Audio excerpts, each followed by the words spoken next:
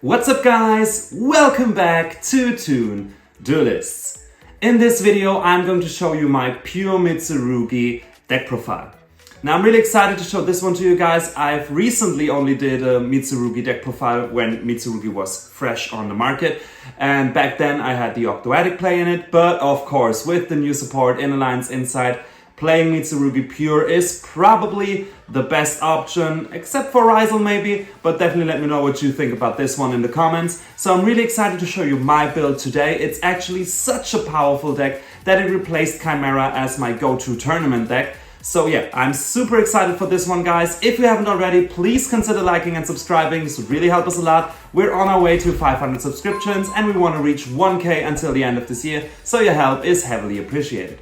So, without further ado, let's dive right into it.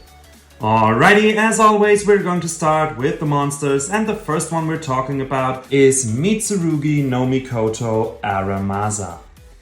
Amazing new card from Alliance Inside, with the effect that if this card is normal or special summoned or it is tributed, you can add a Mitsurugi monster from your deck to your hand, except itself, and if another reptile monster you control would be destroyed by battle or card effect, you can tribute this card instead. Very basic, but a great combo starter right here, so definite 3 off. Next up, we talk about the Mitsurugi monsters we already know. We run one copy of Mitsurugi no Mikoto Saji. Also, amazing card with the effect that if it is normal, special summoned or tributed, you can add a Mitsurugi spell or trap from a deck to your hand, and once again, if another reptile monster you control will be destroyed by battle or card effect, you can tribute this card instead. So great spell searcher right here. And the next one is Mitsurugi no Mikoto Kusanagi. Also, pretty amazing card with the effect that if this card is normal special summoned or tributed, you can target a Mitsurugi card in your graveyard or banishment and add it to your hand, and it has the same protection effect as the other two, of course. So, one each of those two is in my experience definitely enough. Kusanagi's only needed to send it from the deck to the grave for a ritual summon, so you can add back your Mitsurugi ritual, and Saji is always searched with either Aramasa or with our new ritual monsters, so no need for more than one in my opinion. And the last Mitsurugi effect monster we run right here is the brand new Mitsurugi no Miko Vozu. Also, in my opinion, a great card, even though not all deck profiles run it. It has the effect that you can special summon this card from your hand by tributing another reptile monster in your hand and one monster your opponent controls, but you can't special summon or activate effects for the rest of this turn except for reptile monsters. You can only special summon it once per turn this way, and if this card is tributed, you can discard a card to add it back to your hand. Now this is basically a kaiju with the benefit that you can tribute a reptile monster in your hand, which always triggers great effects for us, of course. So yeah, I'm a big fan of it. It's easily searchable and you get so many searches in this deck that searching Vozu is not really a problem at all. Then we also run one copy of our Night Sword Serpent. Now I'm a little bit unsure about this one actually. I only built it in recently because it of course has the great effect that if this card is sent to the graveyard by card effect, you can special summon this card but banish it when it leaves the field. So it's just an extender. If you use your Mitsurugi ritual, you send Kusanagi and Night Sword Serpent. This one adds back, this one special summons itself. But of course, in other cases, you maybe do not want to send Night Sword Serpent because you want the search of Aramasa or Saji or something like that. So yeah, I'm just trying it out at the moment, but of course a great card, an extender. So yeah, definitely worth a shot right here. And of course also great for your rank 4 plays, for example. Then of course we also run ritual monsters in this deck, and the first one we run 3 copies of is Ameno Habakiri no Mitsurugi. New card from Alliance Inside, and a really great one with the effect that you can ritual summon this card with Mitsurugi Ritual, and monsters your opponent controls lose 800 attack, and you can reveal this card in your hand, special summon a Mitsurugi monster from your deck, then tribute a monster you control. You can only use this once per turn, and if this card is tributed, you can add a Mitsurugi card from your deck to your hand, except itself, and special summon this card. Now, this one is actually a great combo starter right here. First of all, its on-field effect is neat. Losing 800 attack is great, so they can't run over your Mitsurugi monsters on the field. This is definitely neat, but the main thing is, of course, the revealing and special summoning and then tributing a Mitsurugi monster straight from your deck. For example, do this with Saji, tribute Saji, add your prayers, for example, and your full combo right here. So this one is just a great combo starter and a definite 3-off for that reason. Next up, we also run one copy of Ameno Murakumo no Mitsurugi. Amazing card right here, with the effect that you can also ritual summon it with Mitsurugi Ritual, and if this card is special summoned, you can destroy all monsters your opponent controls. And when your opponent activates a card or effect, quick effect, you can activate this effect. Your opponent can discard a card or that effect is negated. And if this card is tributed, you can add a Mitsurugi card from a deck to your hand, accept itself, and then you can special summon this card. So an on-summon Raigeki and Omni-Negate, of course, you can discard a card, but he goes -1, which is also pretty great. Now I see a lot of deck profiles running 2 of this one. I can totally see why, because when you get interrupted, you might be happy to have another one in your back pocket, but you have various ways to bring it back actually from the grave or even from your banishment with Kusanagi, for example. So I haven't had to use the second copy of Murakumo so far. I think 1 is totally fine. And of course, we round things up with Futsu no Mitama no Mitsurugi.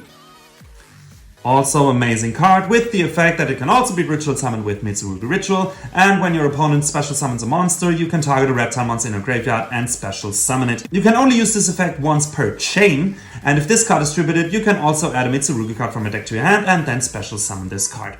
So this one is just great to recycle all your Mitsurugi cards with your normal monsters right here, or your level 4 lowest effect monsters, better said. You get some protection out of your grave. You can bring back your Murakumo for an instant Raigeki. So many shenanigans you can do with this card. Just amazing. But once again, 1 is definitely enough on this one. Easy searchable or special summonable from the deck. So yeah, 1 is definitely enough. So yeah, that's already it for the engine right here. But of course, let's talk about one fact that makes this deck so strong: the huge amount of hand traps you can play. I play in this build 3 copies of Droll Lockbird. Just amazing, can stop an entire opponent's play. I've experienced this multiple times with Chimera. Hit Chimera with Droll Lock and it does nothing. Then of course we also run 3 Nibiru. Just amazing in this deck, because even if you nip your own field, your ritual monsters will be tributed, so you get the search and you can special summon them right back. So yeah, just nip in this deck is mandatory. You have to play this. It's just the best deck to play this card. Then we also play 3 copies of Ash Blossom right here. Also still a great hand trap. And we round things up with 3 copies of Effect Veiler right here. Now, while we're talking about the hand traps, of course I have to mention that a Fuvalos, a Perulia, or a Dominus Impulse would be a better choice. For example, for Veiler, Ash, or spoiler, we run Imperm, so you can also dump Imperm. But this is more of a budget version. So yeah, those will totally do for this one. And guys, that's already it for the monsters. For the spells, we start things off with 3 copies of Mitsurugi Prayers. Amazing card right here, with the effect that when you activate this card, you can also tribute a reptile monster in your hand or field, which you always want to do, and you apply one of these effects. Or if you tributed a monster at activation, you can apply both in sequence. You add a Mitsurugi monster from a deck to your hand, then you take 800 points of damage and special summon a Mitsurugi monster from your hand or graveyard, but it can't attack directly. Just an amazing card right here. Searcher plus Extender, amazing card and a definite 3-off right here. Next up, we also of course run 3 copies of Mitsurugi Ritual. Just an amazing card, still with of course the effect that it can be used to ritual summon any reptile ritual monster, and you can activate one of these effects, but only each effect once per turn. Ritual summon a reptile ritual monster from your deck by tributing monsters from your hand or field, or you ritual summon a reptile ritual monster from your hand by tributing up to 2 reptile monsters from your hand, deck, or field. Of course, the levels have to be equal the level of the ritual monster, so you can't exceed the level. But this one is just crazy. With this 1 copy, you can summon one of your ritual monsters from your hand, and if you add it back with Kusanagi, you can summon one from the deck. It's just crazy good card and a definite 3-off right here. Then we also run 1 copy of the brand new Mitsurugi Mirror. Also just amazing, and this card has the effect that it can be used to ritual summon any reptile ritual monster from your hand or graveyard, which is also crazy good. But you must also tribute reptile monsters from your hand or field whose total level equal or exceeds the level of the ritual monster. And if Murakumo, Futsu or Habakiri you control is tributed, when this card is in your graveyard you can shuffle it back to the deck. Now why is this card so important? Because it mentions each of your ritual monsters, which is very important for our next card. Also, it can summon from the graveyard, just crazy good, but 1 is definitely enough. On this one, we can search it out very easy. And it mentions all the ritual monsters, as I already said, which is also the reason we can now run 3 pre-preparation of rites right here. We couldn't because Mitsurugi Ritual doesn't mention any of our ritual monsters, but now with our pre-preparation we can add a ritual spell from our deck to your hand and a ritual monster from our deck or graveyard whose name is mentioned on that ritual spell, which is our mirror. So just crazy good that we can now actually play this one for draw power. And speaking of draw power, we also run 3 copies of Pot of Extravagance in this deck, because you no longer need link climbing as we did in the Octoadic build. So you can basically forget your extra deck totally, and Pot of Extravagance is just crazy good in this point. So definite 3 off in my experience. And we round things up with 1 Called by the Grave to be hand trap safe, of course. And guys, that's it for the spells. For the traps, we start things off with 1 Mitsurugi Great Purification. Of course we do. Just an amazing card right here, with the effect that when your opponent activates a card or effect, you tribute a level 5 or higher reptile monster, negate that effect, and if you do, destroy that card. You can also banish this card from a graveyard to target a reptile monster in your graveyard and special summon it, and if you do, you tribute another monster you control. Just crazy good. And Omni Negate, and we have to tribute one of our reptile monsters, which is another benefit for us most of the time. Then we can also bring back one of our reptile monsters from the graveyard. Crazy good card, but 1 is definitely enough. We can not only search, but recycle it also. So yeah, crazy good, but 1 is definitely enough. And we round things up with 3 copies of Infinite Impermanence. Also still a great hand trap. Of course, as I said, it's a budget build, so of course Impulse would be a better choice. Guys, that's already it for the main deck. So for the extra deck, we start things off with 2 copies of IP Masquerena. Amazing card and basically your go-to extra deck play. Actually, I don't think I have to explain IP, just an amazing card, and as I said, your go-to play. And during your opponent's turn, you can then, for example, go into your SP Lil Knight, of course. Also, just great one. Guess I don't have to explain that one. Just an amazing play, of course. Removal, and twice removal even, in your opponent's turn is definitely awesome. Another 2 off we run is, of course, Dynamondo.